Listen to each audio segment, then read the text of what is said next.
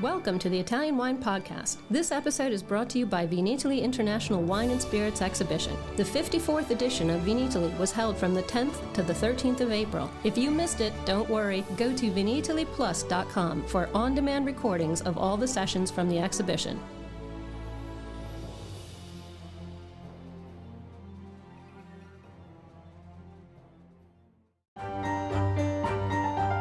Welcome to Professore Attilio Scienza's newest book, translated and narrated by Richard Huff.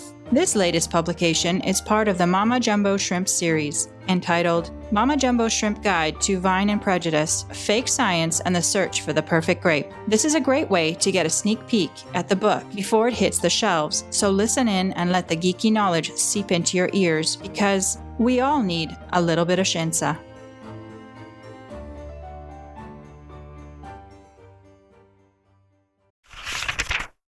Chapter 1: The Birth of Biology and Genetics. In Western societies of the past, science and reason only played a minor role.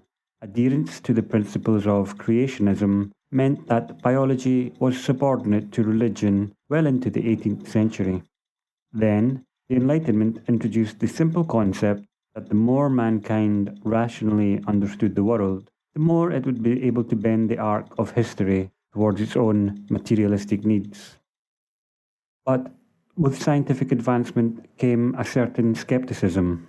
Mistrust in science has been in evidence since the 1830s, the era of the romantic rejection of Newtonian principles, increasing in the early 1900s and culminating in the wave of anti-scientism and anti-modernism that struck in the late 1960s. Before Mendel's experiments on the cross-pollination of peas, the artificial crossing of plants was used as a tool for studying the origin of species, the great problem that had long tormented the mind of man, but not yet as a mechanism for developing new plants of agricultural significance. If Mendel was the father of modern genetics, it was only in the early 20th century that the basic concepts of heredity and evolution took a more dynamic approach with the development of population genetics. While Darwin and Lamarck's theories shared the same fundamental belief in the evolution of species, they diverged considerably with regards to the French scholar's famous fourth principle, the so-called law of the inheritance of acquired characteristics. For Darwin, on the other hand, it was random mutations and the subsequent process of natural selection that determined the major changes in the characteristics of a species. At that time, the church and civil society were fierce opponents of both Darwin and Lamarck, observing in their theories, which linked the origin of man to the orangutan, a dangerous notion at odds with the creationist vision of the Old Testament. Darwin's Descent of Man significantly reduced the importance of natural selection, attributing greater significance to the role of inheritance of acquired characteristics, converging with Lamarck's own findings and, at the same time, offering the Church a materialistic doctrine that could be adapted to reflect the biblical message, while also conforming with the scientific knowledge of the time. Chapter 2: The Classification of Species and Fake Science. The 18th century was a groundbreaking period for our understanding in the field of natural sciences.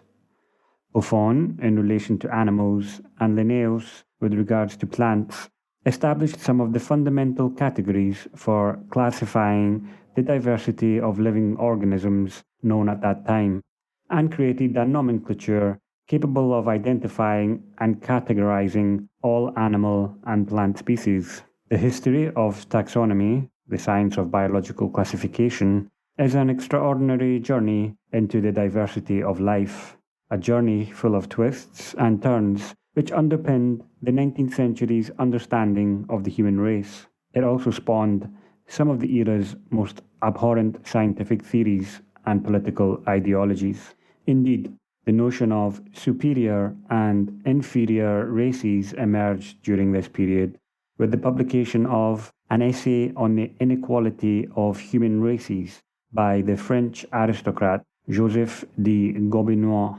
The study created a typology based on largely subjective criteria such as beauty of form, physical strength, and intelligence, criteria that would subsequently be used by the Nazis to distinguish between Jews and Aryans. The English statistician Francis Galton, inspired by the work of his cousin Charles Darwin, invented the term eugenics. He applied at a social level the belief that natural selection ensures the diversity of species and the survival of the most suitable individuals, starting from the selection of the most desirable human qualities and the elimination of the least desirable. In the 1930s, Eugene Fischer, a member of Hitler's Magic Circle, obtained funds to conduct experiments on the children of mixed race. His ideas underpinned the concept of the pure Aryan race, led to enforced sterilizations and the prohibition of racial interbreeding, and culminated in the anti-Semitic and racial laws of 1935, which prohibited marriages between Jews and those of pure German blood.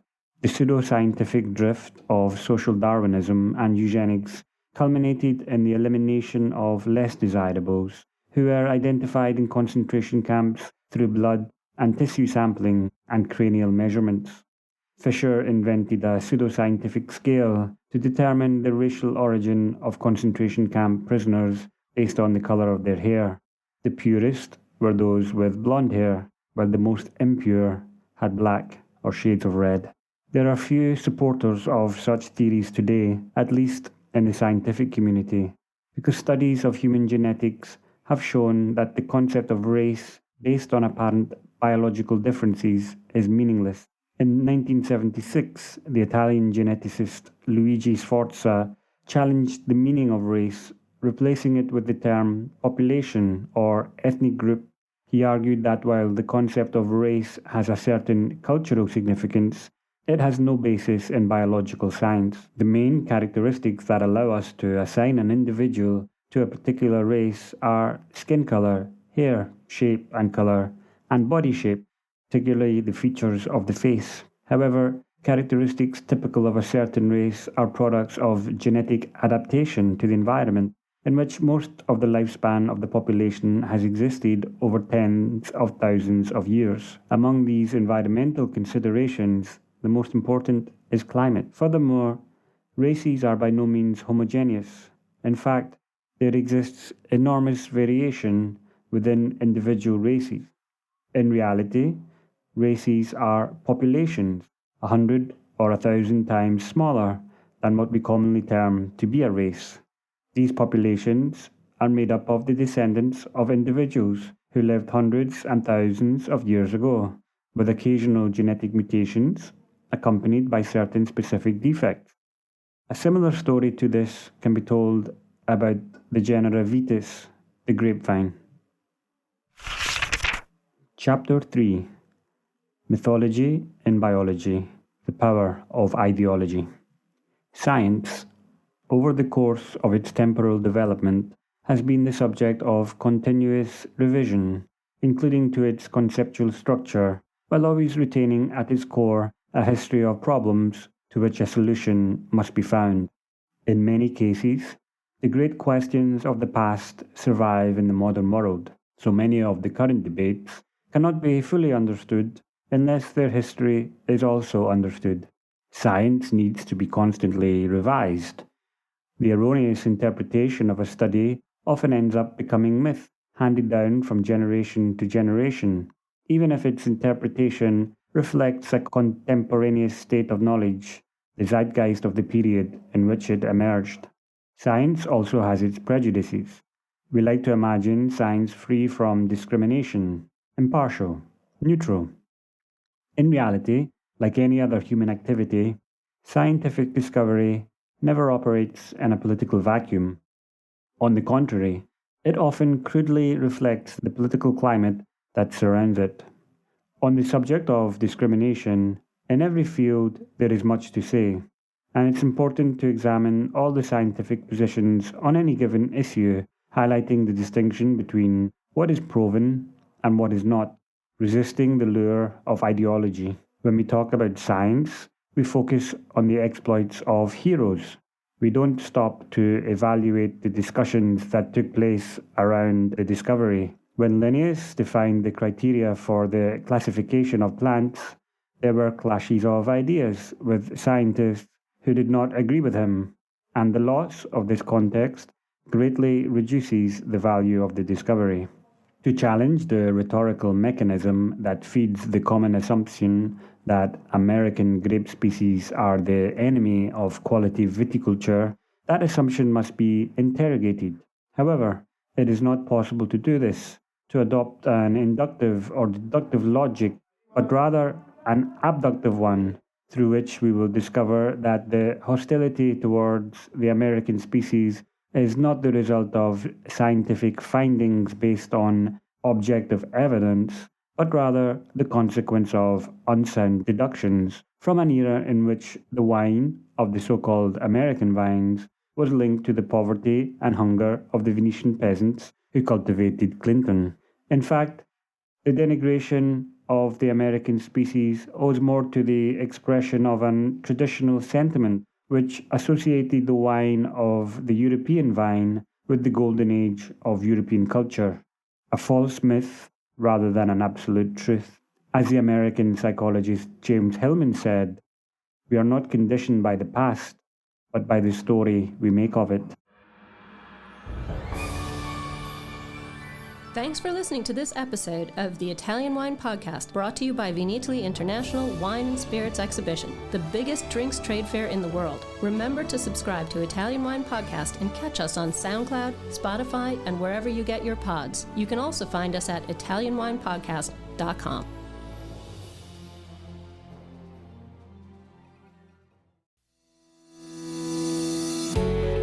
Hi guys, I'm Joy Livingston and I am the producer of the Italian Wine Podcast. Thank you for listening. We are the only wine podcast that has been doing a daily show since the pandemic began. This is a labor of love and we are committed to bringing you free content every day. Of course, this takes time and effort, not to mention the cost of equipment, production, and editing. We would be grateful for your donations, suggestions, requests, and ideas. For more information on how to get in touch, go to ItalianWinePodcast.com.